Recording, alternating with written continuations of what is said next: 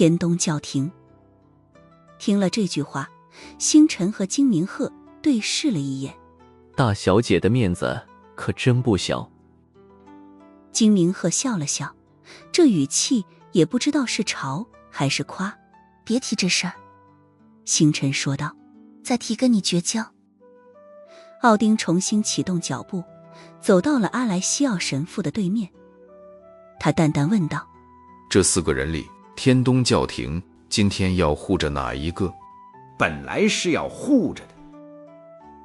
阿莱西奥看了他一眼，声音之中似乎带着看透一切的淡然，说道，不过现在教廷出面与否已经没什么关系了，毕竟你对他们并没有太多的杀意。苏无忌轻轻地点点头，感觉到嘴巴里血腥味道在上涌，于是又擦了擦嘴。阿莱西奥神父所说的情况，他其实也感知到了，否则的话，以奥丁的实力，自己所受的伤势断然不会是像现在这样。你还没回答我的问题。奥丁说道。阿莱西奥轻轻摇头，沉默不语。不愿意说。奥丁身上的气势再度升起。奥丁，你是聪明人。阿莱西奥说道。聪明人就不该问出这个问题来。不，我一直认为我是个非常愚钝的家伙。奥丁说道。还请阿莱西奥神父为我解惑。好。阿莱西奥说道。我在罗马圣母大教堂等你。说着，他转身离开，奥丁随之跟上。包括严坤在内，其他的天泉神殿精锐们纷纷从另外一个方向离开，还带走了同伴们的尸体。只是在经过苏无忌身边的时候，他扭头看了对方一眼，那2道犹如利刃般的目光落在这年轻的脸上，让苏无忌不禁觉得面部皮肤好像都有点开始疼了。你还不错。奥丁忽然开口说道，要比当年的月神强一些。苏无忌，客气。这位顶级天神忽然开口夸自己，这是他完全没想到的。你的路还很长，要珍惜自己的生命。奥丁又说了这么一句话，别做愚蠢的事情。当苏无忌反应过来的时候，他已经走远了。你什么意思啊？苏无忌忍不住地喊道。艾斯戴尔说道，他很看好你，但如果你的路和他的路产生了冲突，那么他会毫不犹豫地杀掉你。这就是奥丁，身在月影神殿，跟天权方面打了多年交道，但艾斯戴尔现在也不能说自己完全看透了奥丁，但他很确定，今天的奥丁气势虽盛，但并未对苏无忌展现出真正的杀意，和之前猩红之神的漫天杀机完全不一样。否则的话，艾斯戴尔也不会拉住那位星辰，给苏无忌提供单挑奥丁的空间。甚至我觉得他对你们俩也不是真的有杀意。艾斯戴尔看向了星辰胡歌者。金明鹤轻轻点头。所以奥丁来这么一趟要干什么？星辰说道。是为了警告，还是要化干戈为玉帛？平心而论，他的声音其实还很好听的。苏无忌摇了摇头，他也能感觉出来，虽然严坤布下了这场局，但奥丁和严坤的想法并不一致。这主仆二人之间难道有一些嫌隙？星辰看向了金明鹤，你当时全程旁观了奥丁和月神的战斗，你觉得今天来的这是真的奥丁吗？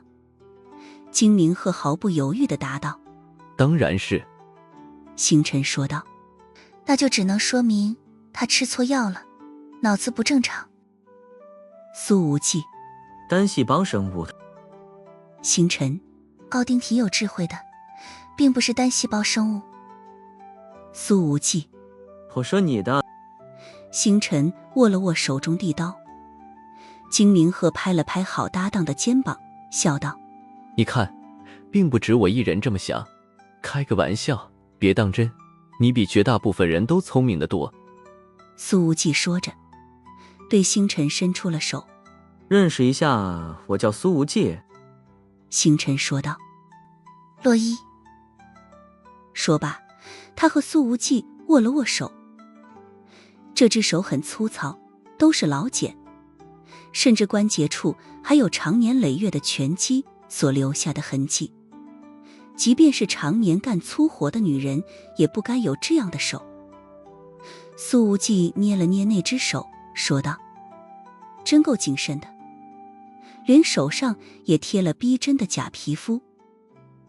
看来这名为洛伊的女人身上唯一没伪装过的地方，应该就只有那平平整整的一块地了。洛伊摆了摆手：谨慎一些，能活得更久。说完，他转身就走。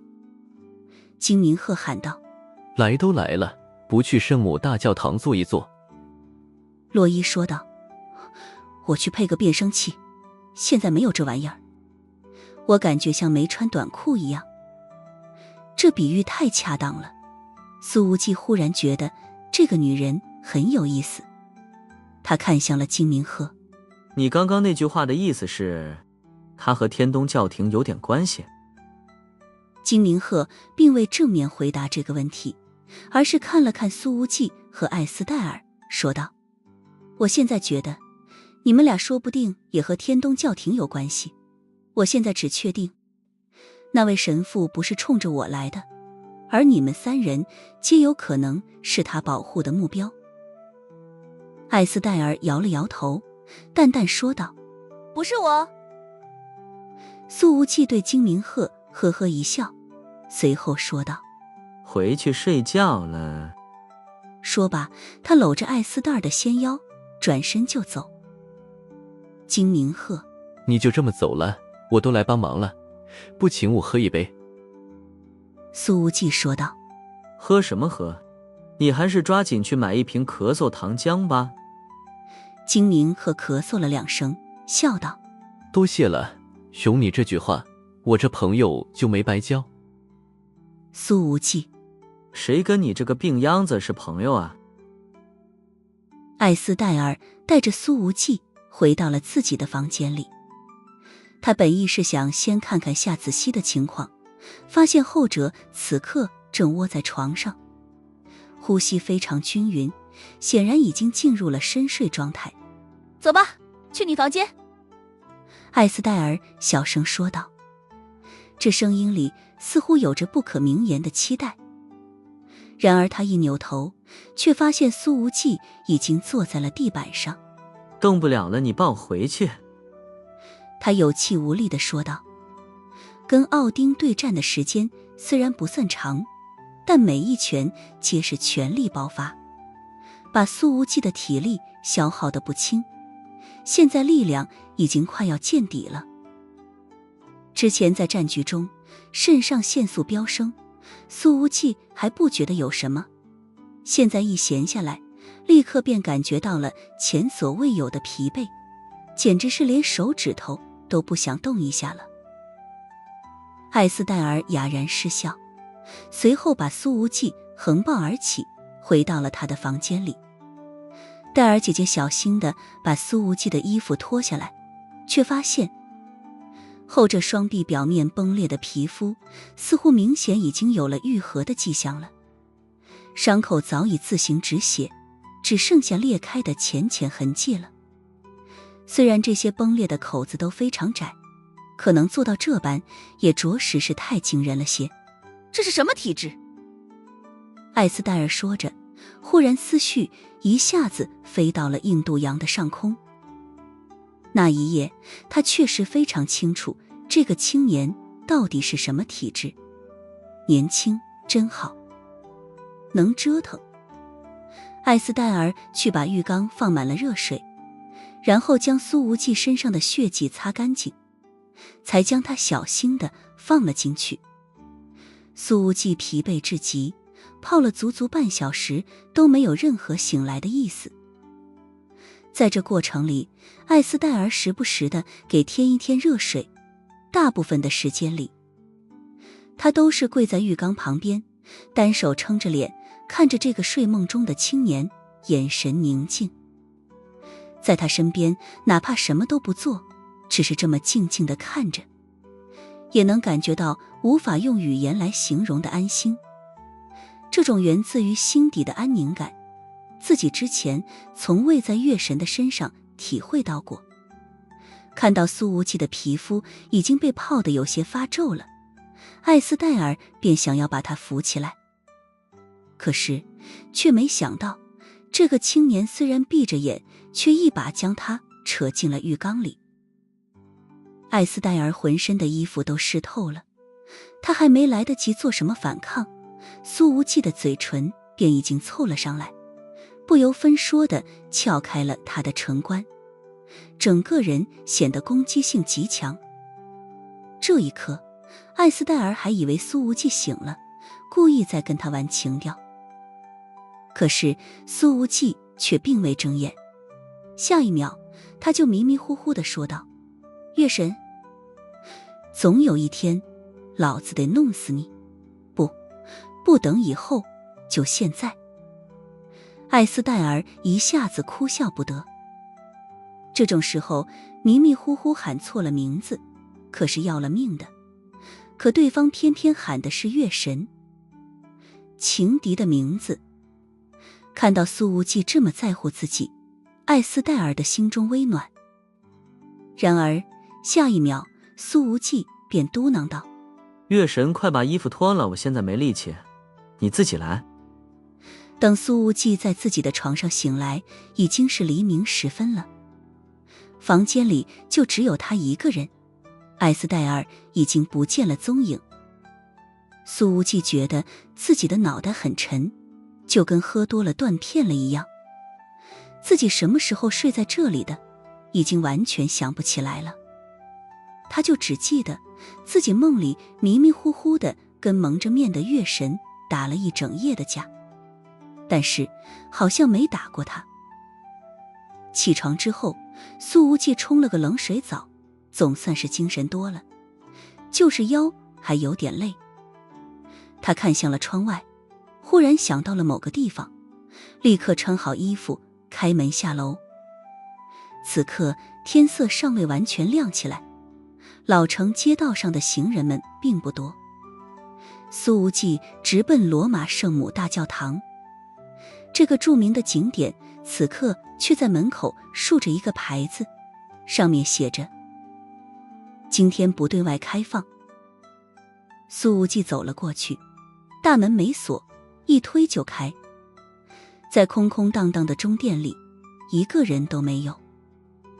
这时候，忏悔室的门被打开了，一个穿着黑色长款皮风衣的男人走了出来。他戴着黑色的口罩，棕色的头发有些凌乱，身形颇为强壮，配上那皮衣，颇具气场。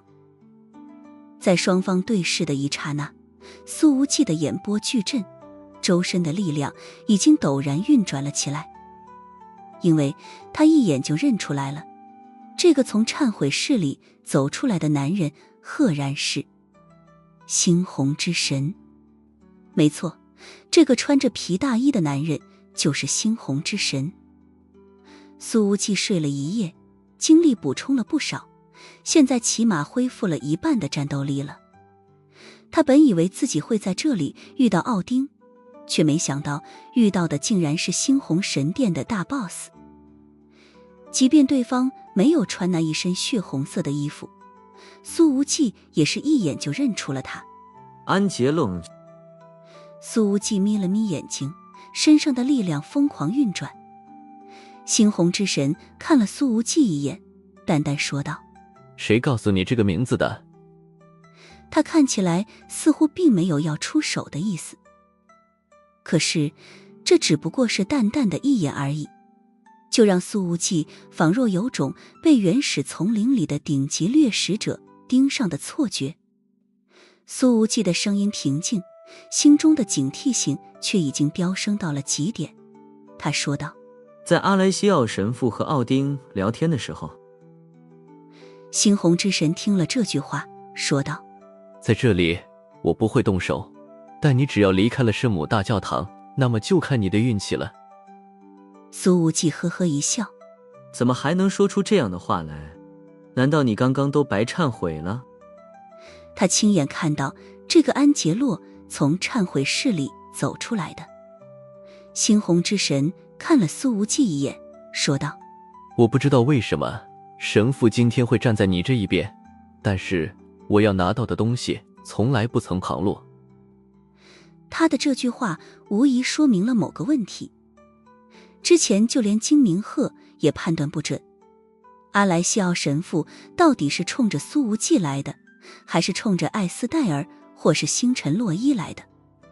现在猩红之神直接给出了答案，也不知道他在忏悔室里跟神父聊了些什么。那我们就比一比，看看到底谁活的时间更长了。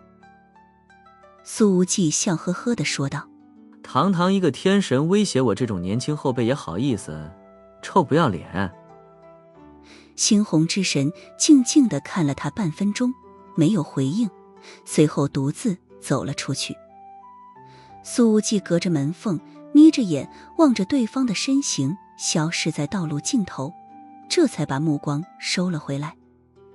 随后一个苍老的身影从教堂里面走了出来，他的手里端着一个托盘，里面装着2杯咖啡，正是阿莱西奥神父。孩子，你来了。他说道：坐下，尝尝这咖啡。这语气里颇为和蔼。谢谢您，今天有口福了。苏无忌双手接过了一杯咖啡，喝了一口。他的评价是：普普通通，还不如白旭阳用咖啡机做出来的味道。神父问道：怎么样？很好喝。苏无忌言不由衷地说道：这是我在罗马喝过的最好喝的咖啡了。哦，我相信这是一句真诚的谎言。阿莱西奥说道：因为这是速溶咖啡粉。苏无忌面不改色：那也是我喝过的最好喝的速溶咖啡粉。阿莱西奥轻声笑道：真是个诚实的好孩子。诚实。苏无忌也不知道为什么神父会给出这样的评价，问道：您昨晚为什么帮我？他很确定自己之前并不认得对方，甚至这圣母大教堂都是自己第一次进来。上一次和天东教廷的人打交道，还是在非洲的黑渊旧址里见到了曾经大名鼎鼎的红衣主教范斯。后来那一片山体空间坍塌，也不知道那位得了老年痴呆的著名主教现在是不是还活着。阿莱西奥直截了当地说道：我并没有帮谁，只是在遵循神明的指引而已。苏无忌说道：我不明白。你总有一天会明白的。阿莱西奥说道：但我希望你晚一点明白。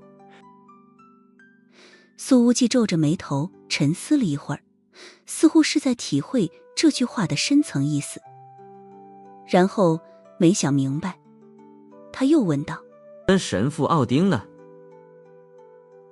阿莱西奥说道：受伤太重，已经离开了。苏无忌摇了摇头：我没看出来他哪里受伤的。阿莱西奥说道：奥丁在教堂的卫生间里吐了半个小时的血。苏无忌一听，心情顿时好起来了。是我打的吗？之前双方的差距实在是太大了，即便苏无忌用尽全力输出，奥丁仍旧是轻描淡写，搞得他都有点挫败了。阿莱西奥脸上的皱纹挤在一起，轻笑道：也许奥丁一直在强撑，也许你只要再多挥出一拳，就可以改变战局的结果了。神父，您可真会安慰人。苏无忌笑道，他并未把这句话当真，更不可能有任何的遗憾。毕竟自己当时是真的没力气了，体力草已经彻底被掏空，连多挥出一拳都做不到了。我看不透奥丁，苏无忌说道，他好像是个矛盾体。你不需要看透他。阿莱西奥说道，他身上的执念太多，忘不掉也放不下，或许奥丁也看不懂自己。那猩红之神呢？苏无忌话锋一转，您老人家怎么评价他？安杰洛是个迷途的孩子。阿莱西奥说道，给他一定的时间，他一定能找回当初的自己。苏无忌摇了摇头，神父猩红之神已经变得人不人鬼不鬼的了。以他曾经所做的那些事情，死后只会下地狱，还得是18层那种。阿莱西奥摇了摇头，安杰洛身不由己，所以才会来到这儿忏悔。苏无忌笑道，他仅仅是口头忏悔一下罢了，我可不相信这种人能迷途知返。阿莱西奥没有继续这个话题，而是问道，要不要参观一下这圣殿？苏无忌，门口不是写着今天不对外开放吗？阿莱西奥神父说道，可以单独对你开放，我的孩子。苏无忌咳嗽了2声，虽然这是神父们常说的词语，总觉得这话听起来有点微微肉麻。那就辛苦神父带我参观一下。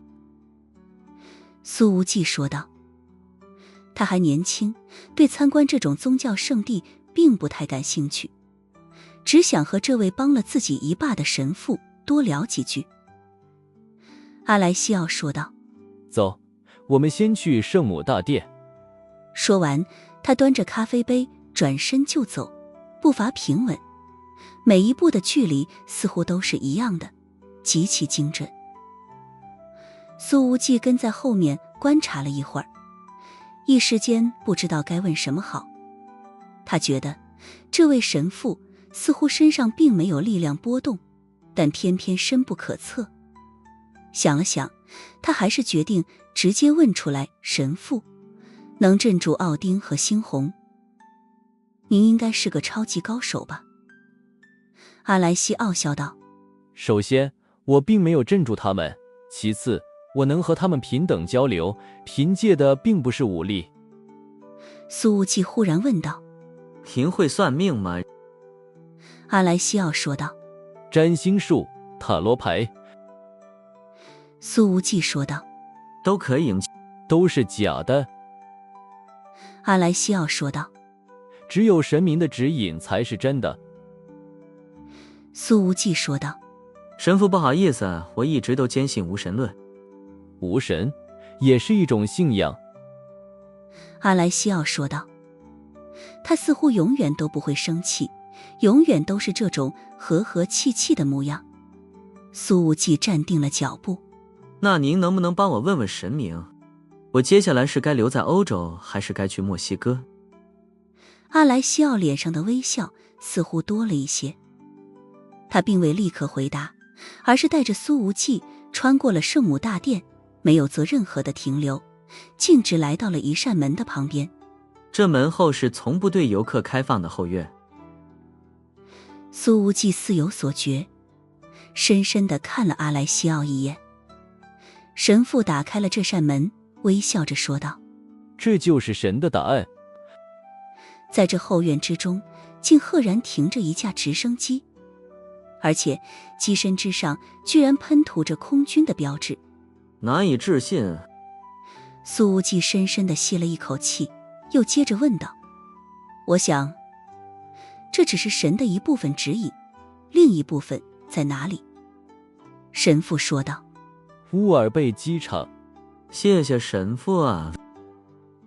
苏无忌说着，直接拉开了驾驶室的舱门，坐进去了。他发动了直升机，大喊道：“神父，您还有什么话要对我说吗？”阿莱西奥说道：“罗马是个很美的城市，我不希望这里受到太多的破坏。如果昨天晚上的激战不得不再次发生，我希望可以换个地方。”苏无忌的眼光一亮，立刻又明白了些什么。他喊道：“神父放心，再次感谢。”直升机拔地而起。乌尔贝机场是罗马近郊的一个小型机场，许多富豪的私人飞机都会选择在这里起降。苏无忌驾驶着直升机来到机场上空，便有工作人员直接挥着旗子指挥他降落了。苏无忌打开舱门，还未说话，工作人员便指引道：“暗影天王大人，请走这边。”谢谢。苏无忌随后便被带到了一架湾流 G550公务机的旁边。他看着此景，一阵振奋。这种时候前往墨西哥，比自己购买的机票提前了2天。机长已经等在舷梯旁边，说道：“天王阁下，未来的1个月，我们将全程为您服务。”苏无忌说道：“辛苦你们了。”机长意味深长地说道：“是神在眷顾您。”苏无忌哈哈一笑：“不，你们现在就是我的神。”他现在真的想亲老神父一口。10分钟之后，飞机开始滑行，随后冲入云霄，直奔北大西洋。2个小时之后，一架从南美起飞的私人飞机在乌尔贝机场降落。舱门打开，一个身材高大的男人率先走了出来。他看起来40几岁，棕色的头发有些稀疏，鹰钩鼻子的弧度非常夸张，赫然是裁决庭的第6禁卫麦耶斯。而从他身后出来的，则是一个穿着黑色运动装的中年男人。此人面无表情，眉骨很突出，以至于眼窝非常凹陷，但是鼻梁却极为立体，脸上有一些红斑。这种长相让人看上一眼就忘不掉。麦耶斯出来之后打了个电话：“兄宇，我和第5禁卫已经抵达罗马，影子这次跑不掉了。”当苏无忌所乘坐的湾流公务机飞出意大利国境的那一刻，一只牵手推开了圣母大教堂中殿的大门，正是艾斯戴尔。此刻他神采焕发，气色极好，身上的高贵气质尽显无余。昨天晚上苏无忌梦到的都是真的，只不过他梦里的主角是蒙着面的月神，现实中的则是迎月的杀手教官。只是可惜，苏无忌与戴尔姐姐共同经历了无比愉快的1小时，可他却根本不记得那些美妙的细节。艾斯戴尔进入了中殿之后，便在长椅上坐下来，静静看着前方那壮观的管风琴，什么都没说。耐心地等了一会儿，一道苍老的身影才从后面走廊里出现，正是阿莱西奥神父。他端着一杯咖啡放在了艾斯戴尔的面前，说道：“戴尔小姐，叔叔，你这里的速溶咖啡不好喝，下次别给我冲了。”艾斯戴尔说道。他居然喊阿莱西奥叔叔。戴尔小姐，还是叫我神父吧。阿莱西奥说道。毕竟我已经斩断了俗世里的所有亲缘。要是真斩断了，昨天晚上就不会出手帮忙了。把自己奉献给神，并不等于抛弃人伦，我们永远都是一家人。艾斯戴尔辩驳了一句，但没有和阿莱西奥纠结这个问题，而是问道：“叔叔，你觉得他怎么样？”阿莱西奥神父说道：“我从未见过戴尔小姐这么尽心尽力地帮别人，哪怕是曾经的月神也没有过这种待遇。”叔叔，你没回答我的问题。艾斯戴尔说道。是因为有什么顾忌？他是个好人。阿莱西奥说道。但缺点是太优秀了。艾斯戴尔说道。然后呢？阿莱西奥看了侄女一眼，说道：是一个非常优秀的人，优秀到很难被一个女人独自拥有。叔叔是怕我受到感情的伤害。艾斯戴尔轻笑道：我不怕这些的，更没想过要独享他。阿莱西奥说道：既然这样，那他就是完美的了，无可挑剔。艾斯戴尔说道：叔叔，你还有什么要交代我的吗？放松一段时间吧，让自己彻底从那段过去中走出来。阿莱西奥说道。艾斯戴尔冰雪聪明，立刻明白了神父话语里的潜台词。你是担心我遇到危险，让我避一避风头？戴尔小姐，你还是和小时候一样聪明。阿莱西奥的眼神里透着慈祥。聪明的人应该让自己活得更快乐。谢谢你，叔叔。艾斯戴尔轻笑。我会按照你所说的去做的。再见。阿莱西奥说道。艾斯戴尔没有再多言，对方已经斩断俗世尘缘，今天能帮这么大的忙，已经算是破天荒了。在艾斯戴尔即将出门的时候，阿莱西奥忽然叫住了他。戴尔，你爸爸最近还好吗？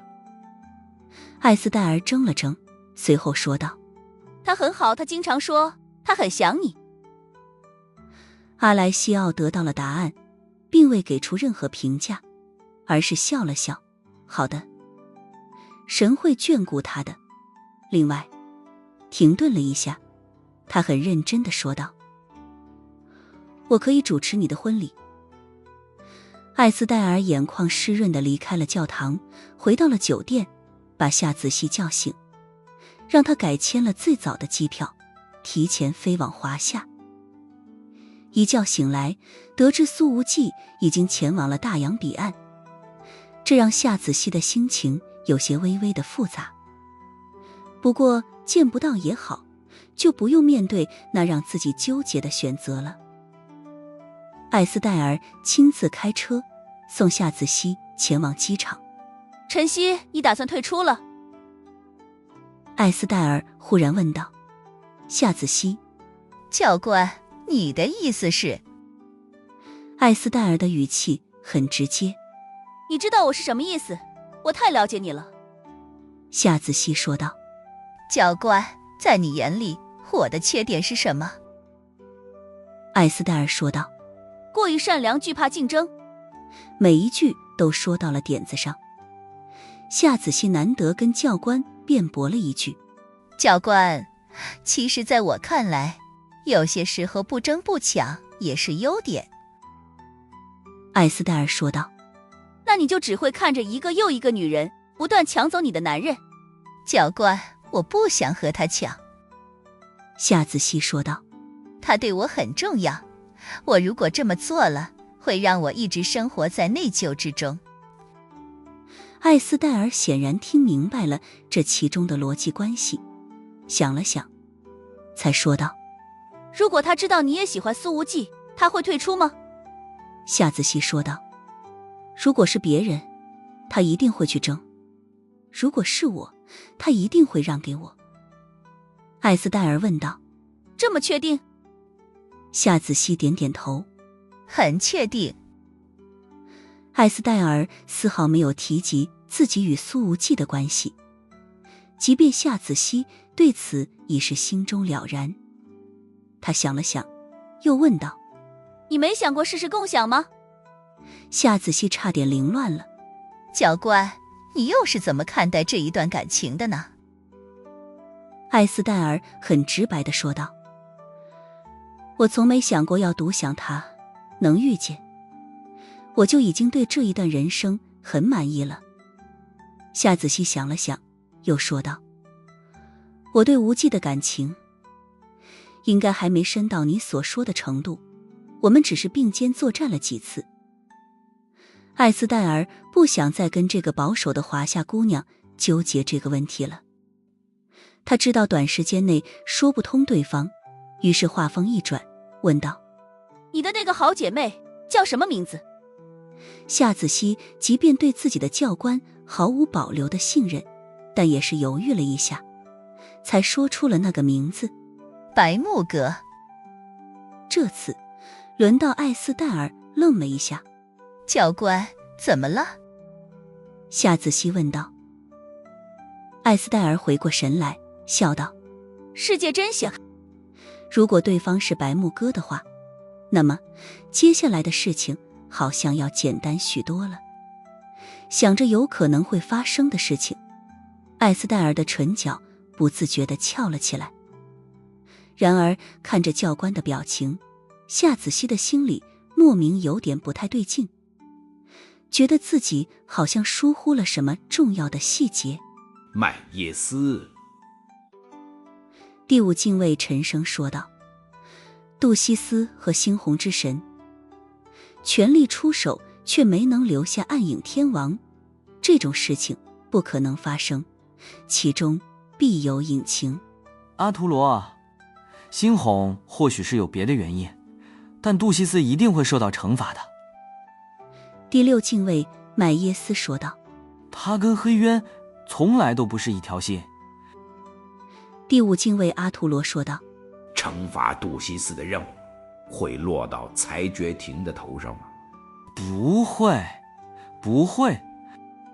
麦耶斯说道：现在裁决庭只负责黑渊外部敌人的定点清除，内部的叛徒不需要我们来理会。阿图罗沉声说道：我确实不想碰上杜西斯。暗影天王会乘坐后天的飞机飞往墨西哥城。麦耶斯说道：我们还有完整的2天时间，足够把他从罗马找出来。阿图罗问道：苏无忌为什么不能先飞往其他国家中转，然后再去墨西哥城？为什么要老老实实的等在罗马？麦耶斯说道：不管苏无忌购买去哪里的航班，那飞机都一定会在起飞之前出问题，然后无限期推迟起飞。阿图罗说道：这都是凶宇的安排。麦耶斯说道：他很擅长布局。阿图罗却摇了摇头，依然有漏洞。苏无忌完全可以乘坐私人飞机前往墨西哥城。麦耶斯说道：不会的，凶宇已经摸准了他的性格，暗影天王一定会留在这儿，等着看黑渊到底会用什么样的方式欢迎他。为什么？第五禁卫很不理解。麦耶斯微笑着说道：因为凶宇知道苏无忌在乎的银月主力杀手陈曦此刻也在罗马，而在2人对话的时候，苏无忌在乎的那个女人已经用另外一个护照改签了机票，过了机场安检，准备提前飞回华夏了。这时候，一台车子在这2大禁卫身边停了下来。2位先生，请上车，酒店已经全部安排好了。驾驶座上的是一名身穿黑色西装的男人。打听到暗影天王的消息了吗？麦耶斯问道。他今天早晨离开了华尔道夫酒店，进入了西马大街485号，目前没有再出来。坐在驾驶座上的男人说道：好的，很好，明哈。麦耶斯说道：现在就送我们去西马大街。现在吗？驾驶座男人确认了一遍。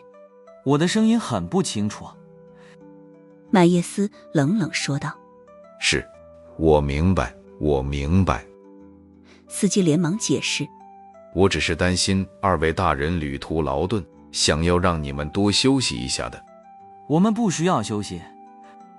麦耶斯冷淡地说道：更不需要你提出异议，明白吗？是。司机立刻说道：意大利的风景真的很美。麦耶斯看着远处的斗兽场遗址，感慨道：可惜多年奔忙，已经很久没有用放松的心情去欣赏美景了。司机又说道：意大利不仅风景好，女人也很漂亮，罗马的姑娘更是热情如火。两位大人，如果你们……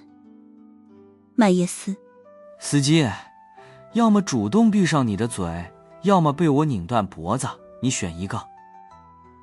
司机摇了摇头，连忙把嘴巴紧紧闭了起来。阿图罗则是看向了另外一个方向。相比较罗马老城，我更怀念黑暗之城的岁月。反正这里距离阿尔卑斯也不远。麦耶斯说道。弄死暗影天王之后，我们可以回去看看。阿图罗似乎有些异动。好，司机说道。两位大人回到黑暗之城，也算是荣归故里了。我会做好一切安排的。啊，对不起，我又多嘴了。麦耶斯看了看他的后脑勺。你叫什么名字？归谁管？司机答道。我叫西崔，管我的人代号叫老头子。麦耶斯摇了摇头，淡淡说道：不认识啊，你们的级别太低了。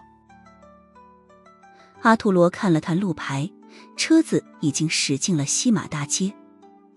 这是一条通往郊区的主干道。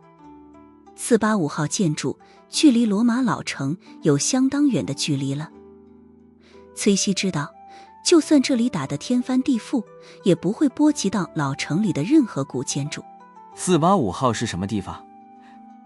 麦耶斯又问道。崔西答道：是个妓院。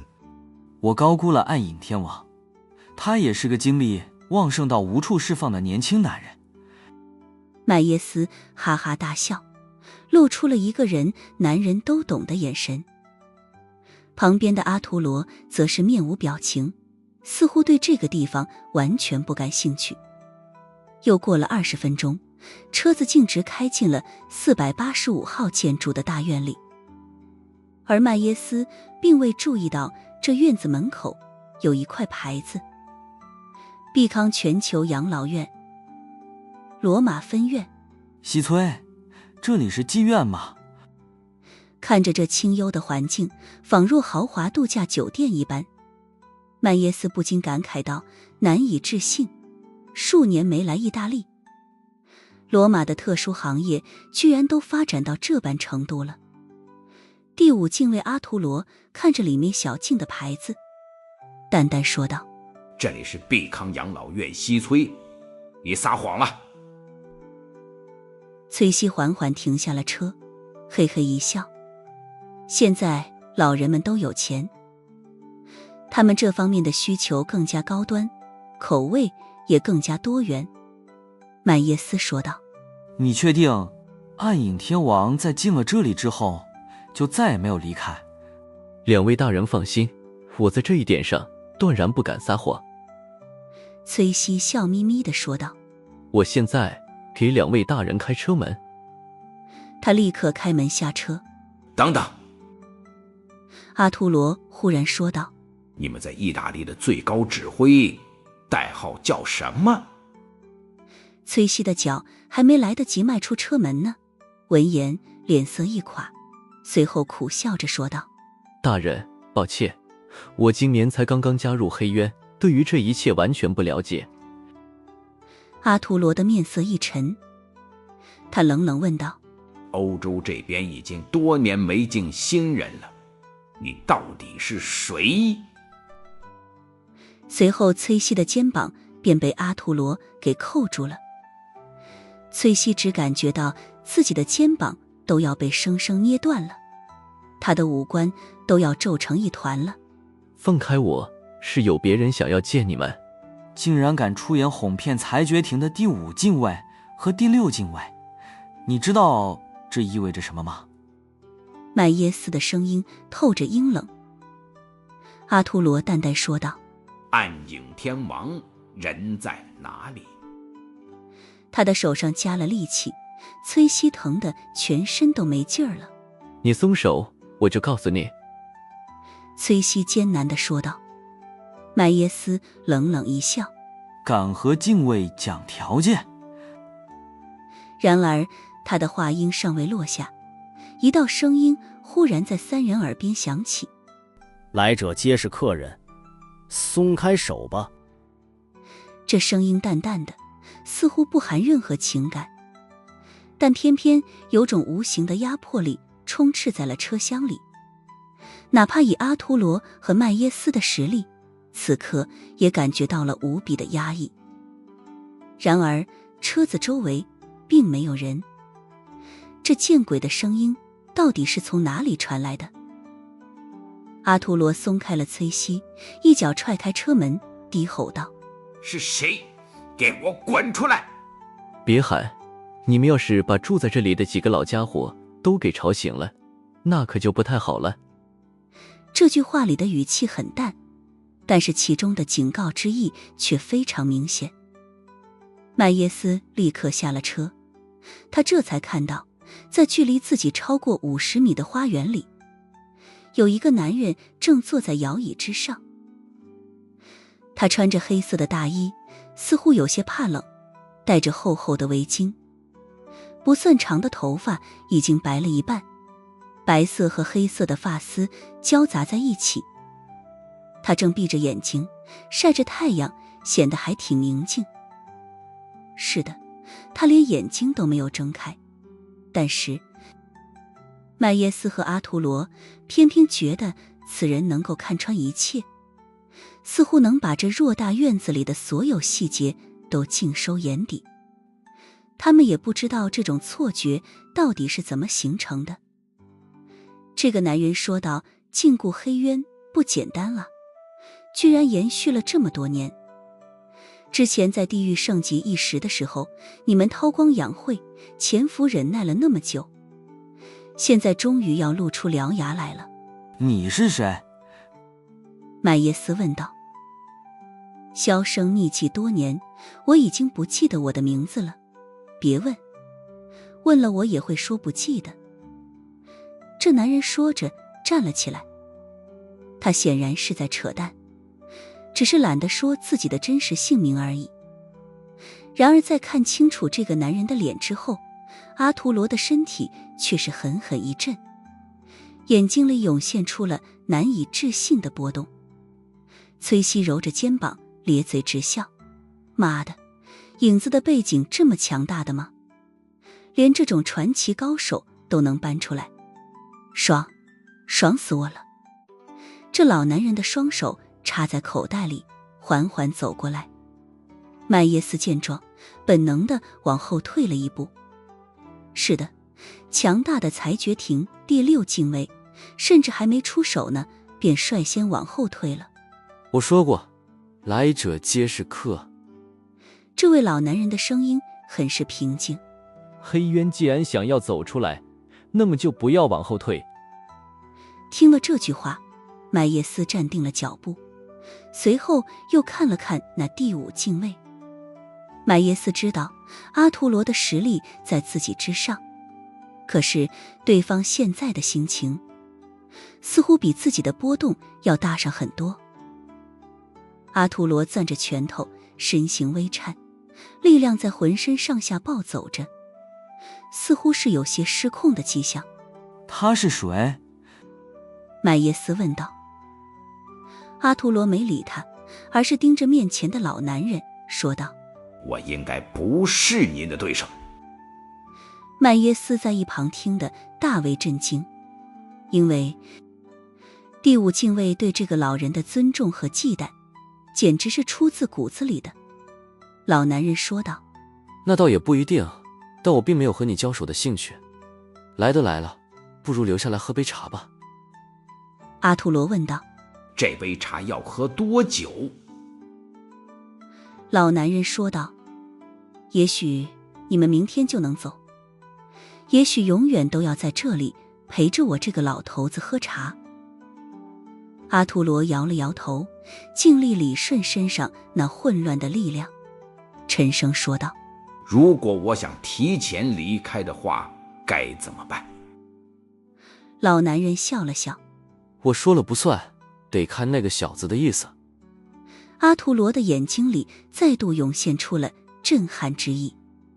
麦耶斯听了，眉头狠狠皱了起来。你说的是暗影天王？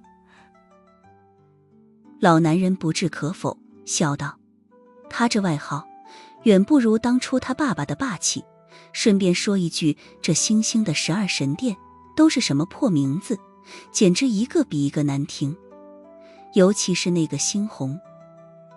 阿图罗面无表情地说道：那是因为好听的名称都被第一代天神们取完了。麦耶斯从来没见过自己这位老搭档这么诚恳和谦虚。以往阿图罗遇到了对手，全都是毫无顾忌的一路平推，而现在竟然还在克制着，甚至很难从他身上感受到任何出手的欲望。麦耶斯在一旁听得云里雾里，又问道：暗影天王，他爸又是谁？阿图罗看了同僚一眼，并未多解释，而是直接说道：留下喝茶。麦耶斯说道：如果我不喝这杯茶呢？说着，他转身向后走去。只是在做这个动作的时候，麦耶斯有种硬着头皮的感觉，贴着后背的衣服已经湿透了。而在即将走到大门口的时候，从养老院的前院小径里走出来了一个穿着厨师服的男人。他看起来白白胖胖的，手里拎着一把炒大锅菜用的大铁勺。麦耶斯停下了脚步，拳头已经紧紧攥起来，眼睛里顿时闪现出了捉摸不定的目光。来都来了，别走了，尝尝我的厨艺。这厨师说道：放心，饿不着你们的。麦耶斯往后退了一步，惊疑地问道：你是厨师啊？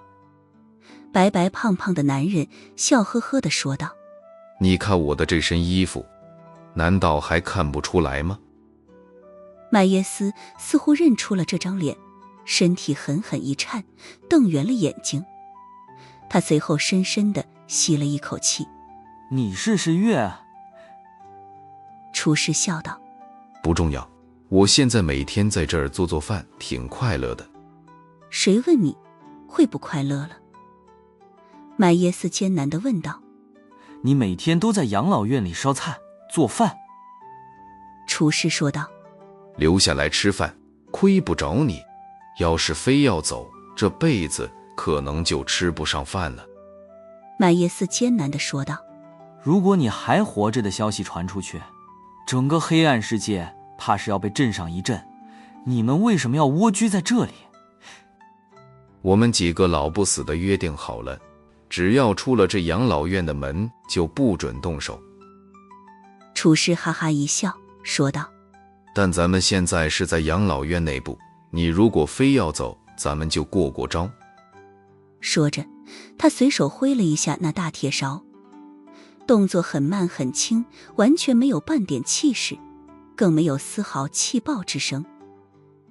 但是虽然是这么慢的动作，偏偏在空气中带出了道道残影，美妙无比。麦耶斯的声音变得更加艰难了。我不是你的对手，我能不能联系禁锢黑渊？当然不能。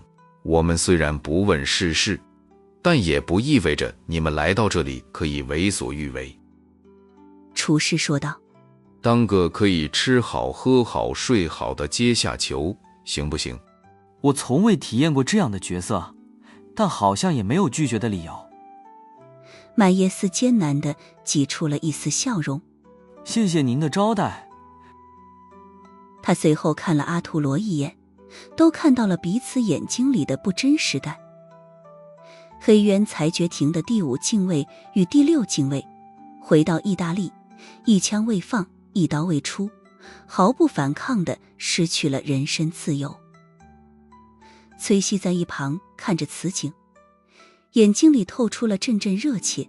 我去，原来游侠神殿里背景最深的竟然是影子。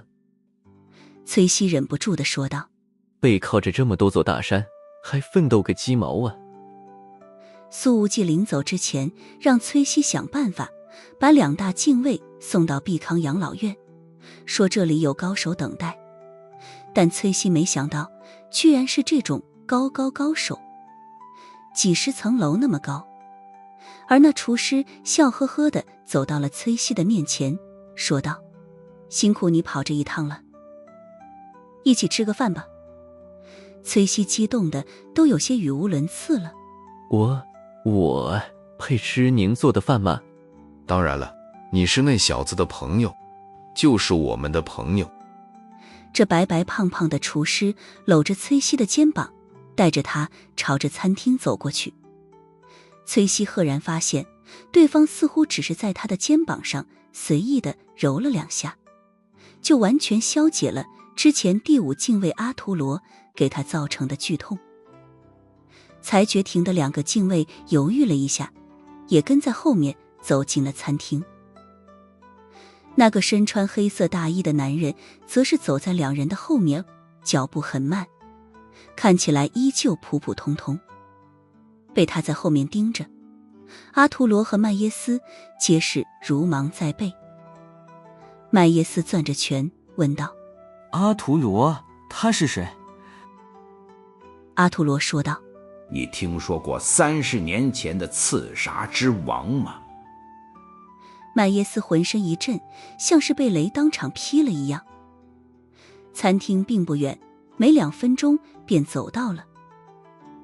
在靠近门口的桌子上，一个男人在吃着饭。他的身材高大，穿着旧款的米国陆军军装，没有肩章和军衔，军装外套的扣子也没扣，袖子撸起到了肘弯。看着此景，麦耶斯揉了揉眼睛，简直觉得自己要疯了，说话都变得结结巴巴了。他是嬷嬷。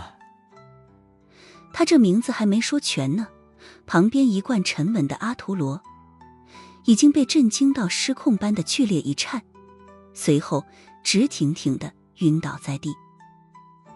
为了不引起敌人的注意，苏无忌的飞机并没有直接飞往墨西哥城，而是绕到米国首都中转，停了2个小时之后才再度起飞。等他到达墨西哥城的时候，那2大禁卫已经在罗马的养老院里睡了一觉，迎接第2天的晨光了。苏无忌刚下了飞机，还未走出墨西哥城的机场，便有一名华裔工作人员走了过来。2人在交错而过的时候，苏无忌的口袋里多了一把车钥匙以及一张纸条。走到了停车场，苏无忌按了一下车钥匙，不远处的一台福特探险者闪了闪灯。他上了车，打开后备箱，看了看几个长方形的盒子，整整齐齐地叠放在里面，都是各式枪支，甚至还有手雷和防弹背心。苏无忌拿了2把冲锋枪放在主驾座椅下面，然后打开纸条看了看，纸条上写着一个墨西哥当地的联系方式。苏无忌发动车子，打开导航，借着夜色一路驶向500公里之外的瓜达拉哈拉。4个小时之后，苏无忌抵达了这座有着墨西哥硅谷之称的城市。此时天色刚刚亮起，街道上还有不少彻夜未归的醉酒者和瘾君子在游荡着。苏无忌想垫垫肚子，于是在路边的早餐车上买了2个塔可，干净又卫生。吃饱之后，他直奔城南的那托街区。根据朴善红的交代，江秉辰曾经就是住在这一片区域，只不过那栋5层的楼后来被毒枭之间的冲突炸毁了。由于已经过去了不止1年，那栋楼的废墟已经被清理干净了，原址现在已经变成了一大片草坪。苏无忌把车子停在草坪旁边，独自溜达溜达，想要寻找到一些蛛丝马迹。但由于间隔太久，其实很难再找到什么线索了。一台警用摩托车开了过来，停在了苏无忌的车子前方。一个戴着头盔和口罩的飒爽女警下了车，开始贴罚单。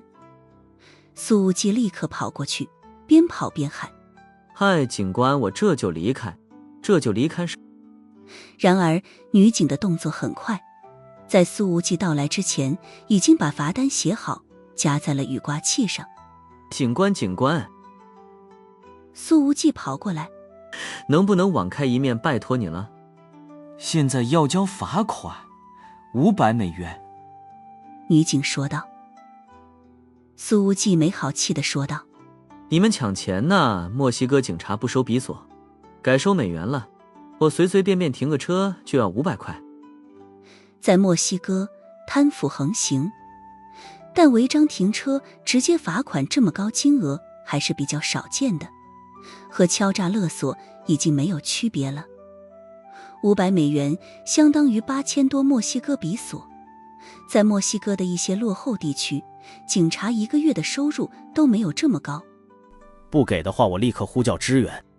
女警说道。苏无忌呵呵一笑，说道：你们是不是看我是华夏面孔，觉得被欺负了也会不吱声？女警忽然把墨西哥官方使用的西班牙语切换成了不太熟练的华夏语，低声说道：来到这儿，你要是不想引起别人的注意，最好扮演一个软弱可欺的角色。这几天的瓜达拉哈拉并不平静。苏无忌见状，掏出手机，按照纸条上的号码拨出了电话。女警的手机响了起来。苏无忌咧嘴一笑：我猜到是你了。女警把电话挂断，接着说道：接下来的几天，你有麻烦可以联系我，但如非必要的话，你还是得靠自己解决问题。苏无忌见状，微笑着说道：你很漂亮，可以请你吃个饭吗，警官？我没时间，先交钱。女警说道。这几天东奔西跑的，500块全当给我买冰咖啡了。没来得及换美金、欧元行吗？苏无忌掏出了一沓钱，数出了500欧元，交给了对方，咧嘴一笑：足够买很多杯冰咖啡了，看来警官在暗示我，你这几天能喝冰呢。墨西哥女警看了看他的表情，随后道：对，这样扮演也可以。本地的很多男人都很下流，太正直了会显得你不合群，容易暴露。苏无忌的表情非常认真。我没扮演，纯粹是关心你的身体情况。继续保持这种无耻的样子，非常好。女警竖了个大拇指，一边往身上塞着钱，一边看似不经意地说道：最近3天，瓜达拉哈拉发生了4起凶杀案，手法简单粗暴，全部是强行入室，直接拧断脖子。苏无忌问道：死者身份是什么？他们的身上有什么共同点？女警说道：是本地的几个毒贩，他们都曾经是加利亚多的手下。苏无忌的眼睛一眯，这个加利亚多就是朴善红曾经保护过的那个毒枭，后来死于了一场冲突之中。连续死了4个人，这是有人提前来灭口了吗？苏无忌眯了眯眼睛，暂时无法确定。女警掏出了一张叠起来的纸：这里是几个案发现场，你可以去看看，说不定能找到有效信息。苏无忌又掏出了500欧元递给女警，倒是很认真地关心了一句：你在这里也不容易，好好照顾自己。女警并未收下这额外赠送的500块，她跨上了摩托车，离开前丢下了一句：记住，不要相信墨西哥的警察和政府。在墨西哥，尤其是在华雷斯和蒂华纳这2个边境之城，很多警察都靠毒枭养着，个别毒枭的武装力量比政府军的特种兵还要能打。显然，这位当地女警是华夏国安特工在当地发展的内线，甚至本身就可能拥有着国安的特殊身份。苏无忌又在附近转悠了几圈，临近中午，准备前往其中一个案发现场看一看。没想到车子才开出去1公里，便被堵在了路上。前方发生了交通事故，围了许多人观看。苏无忌双手插兜，晃过去看了看，眼波随之而狠狠震动。因为倒在血泊中的正是几个小时前跟自己交流过的女警。已经有人拨打了急救电话，但是墨西哥的救护车效率远不如国内。看这出血量，也不知道女警能支撑多久。一辆货车撞到了他，司机下车捅了他2刀，然后逃跑了。旁边围观的一名商店老板说道：好可惜呀，这个女警察非常热心，是瓜达拉哈拉少有的好警察。那司机逃跑的时候，还从他身上碾压了过去。苏无忌听见了这话，眯了眯眼睛，他已经在强行控制着自己的情绪了。另外一条道路上有警车驶过，车里的2个警察看到了倒在血泊中的女警，只是简单的呼叫了一下医疗支援，随后便开车离开。他们甚至都没有下车查看一下同事的伤势。女警察的出血量相当惊人，周围的地面都被染红了一大片，显然都是由于那2刀所造成的。苏无忌的第一反应就是，女警察暴露了敌人这几天来的灭口行为，蔓延到了他的身上。如果他这个时候冲出去的话，一定会让自己也暴露，成为连环杀人案的下一个目标。但是以苏无忌的风格，绝对不会为了自保而眼睁睁地看着这个女警察去死。他直接冲向了马路中央，然后抱起了浑身是血的女警察，冲向自己的福特探险者。女警察透过头盔的透明面罩，看到了救自己的人，明显有些意外。她开口艰难地说道：你不该来的，这会暴露你的。没什么应该不应该。苏无忌打开车门，把女警察放到了后座上。你在这里躺着，我们现在立刻去医院。苏无忌说着，发动了车子，驶向最近的医院。我叫西梅娜，家在特斯街区。在飞机上的时候，苏无忌就已经把瓜达拉哈拉的大概地图熟记于心了。此时距离纳托街区最近、条件最好的私立医院名叫安赫莱斯。这家医院前2年被华资入股了。然而送到了安赫莱斯医院之后，女警察已经奄奄一息了，别说开口说话了，连睁开眼睛都很困难。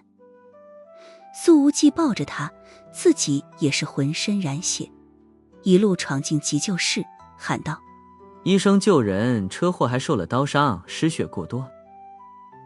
事实上，那2处刀伤虽然没有命中心脏，可是腹腔和胸腔皆是被捅到了。而且由于之前的车祸和2次碾压，女警身上已是多处骨折，内出血已经非常严重。医生们快步跑过来，连忙解开女警的衣服。胸腹2处被捅伤，伤口大概3指宽，血肉外翻，触目惊心。苏无忌一看便知道，这不是普通的匕首捅伤的，是带有血槽和锯齿的军刀。这种造型的刀身会加剧出血量，伤口很难缝合。这群该死的混蛋！苏无忌咬着牙，他抓着那女警的手说道：西梅娜已经到了医院了，坚持一下，再坚持一下。那女警察虚弱地笑了笑，艰难张嘴，声音小得犹如文瑞：记住，我叫西梅娜，去我家。说完这句话，她便无力地闭上了眼睛，脑袋已经耷拉向了一旁。苏无忌的心随之一紧。旁边的医生刚刚接上心电监护仪，可屏幕上面的线条却波动极小，看起来近乎是一条直线了。心跳停了，救不回来了。医生叹气说道：我们很遗憾。苏无忌的眼睛里已然迸发出了无限杀意。他把西梅娜的遗体送进太平间之后，并未在医院过多停留，回到了车子旁边，给艾米拉打了个电话。我刚刚发给你一个名字，帮我查出来他的住址。艾米拉敲着键盘，几乎2秒钟就给出了答案。特斯街区132号公寓楼17层。苏无忌沉默了几秒钟，随后说道：把瓜达拉哈拉的所有监控全部检查一遍，我要知道内托街区的那个肇事者跑到哪里去了。艾米拉说道：等我10分钟，找到之后需要支援吗？不需要。拉开后备箱，苏无忌看着里面的枪械，眼睛里寒光如刀，声音冰冷入骨。我要让他们经历这世界上最惨的死法。